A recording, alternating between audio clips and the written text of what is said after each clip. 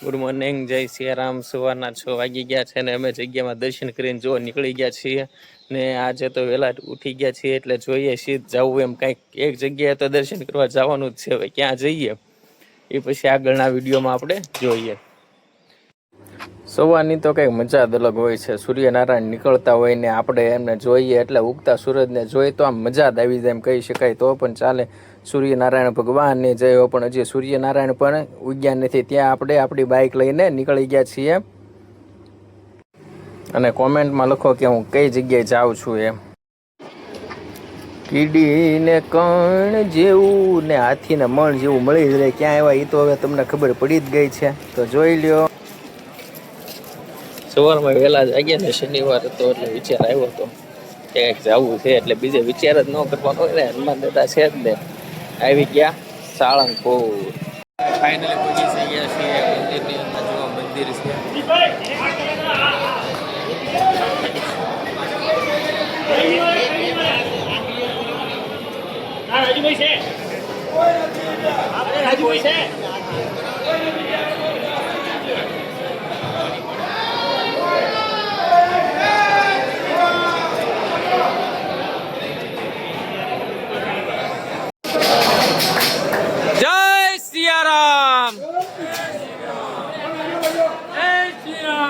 जय श्री राम जय श्री राम जय जय श्री राम।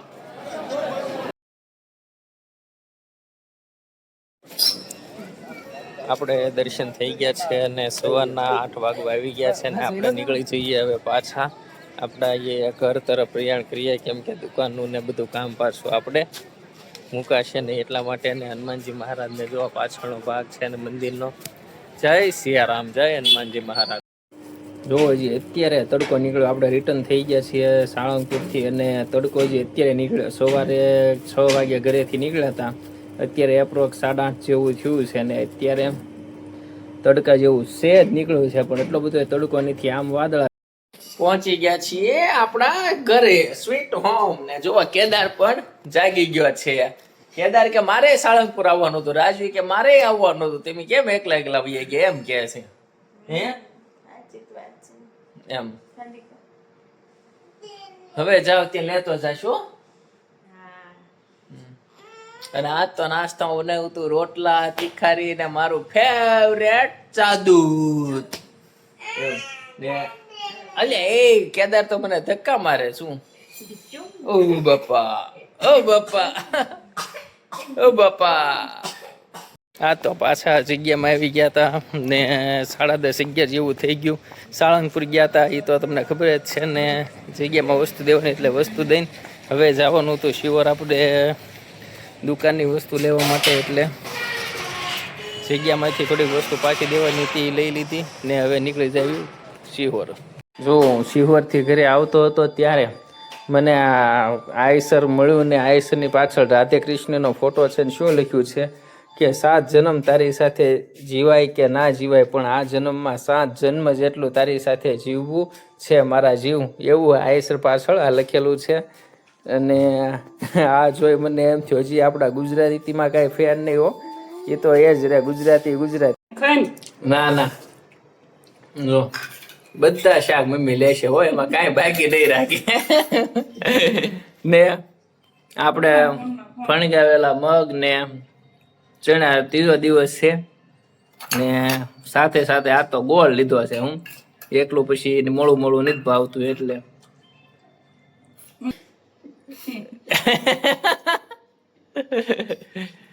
શેના દાંત આવે છે ગાબો કહું ઘી નહીં લેતા તો ઘી જ લેશે બોલો નવો નેપકિન કાઢ્યો નહીં લેતા। તમારું શું કેવું છે પપ્પા હે કાંઈ નહીં હવે કઈ કહેવાનું છે મમ્મી તને શેના દાંત આવે છે રાજવી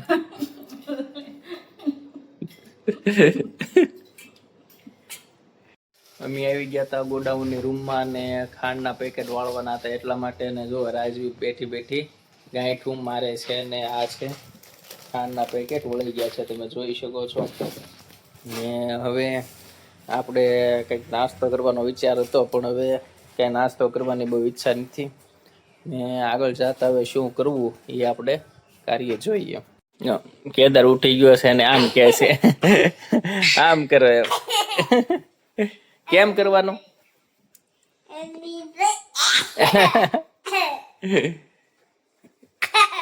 એટલે હું થયું કેદાર શું થયું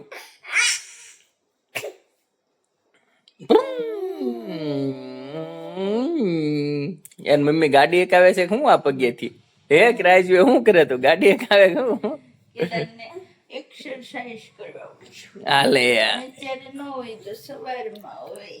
એ અત્યારે જાગ્યો એટલે અત્યારે જ હોય ને કા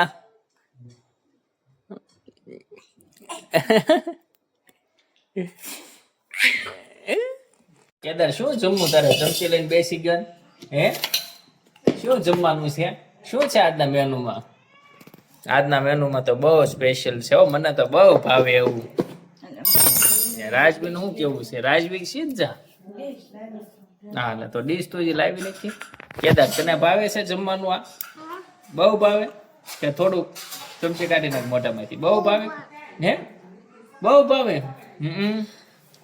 પણ રાજવી ને વીમો છે રાજવી તારું કેમ થશે તને ભાવે જમવાનું શું છે મેનુમાં ઈ તો કેમ મેનુમાં મેં તો આજ ખાલી રોટલી જ બનાવેલી છે. ભાત છે બાકી મંગાવી દીધી એમ ને સબ્જીમાં છે કેદાર એમનું કાજુ બટર મસાલા ને પનીર ભુરજી સાથે સાથે ઓનિયન તો કેમ ભૂલાય આપણી ફેવરેટ વસ્તુ અમે દુકાનેથી આવી ગયા હતા ફરી વાર પાછા ઘરે ને કેદાર ને રાજવી પપ્પા મમ્મી બધા અંદર છે સુવાની તૈયારી કરે છે ને આપણે પણ હવે આરામ કરશું 11 સાડા 11 જેવું થઈ ગયું છે અને સવારે વહેલા 4:45 આજુબાજુ જાગવાનું છે એટલા માટે આપણા વ્લોગને અહીંયા જ વિરામ આપીએ. જય સિયારામ જય હિન્દ ને હા એક વાત તો ભૂલાય જ ગઈ લાઈક એન્ડ સબસ્ક્રાઈબ કરવાનું ભૂલશો નહીં.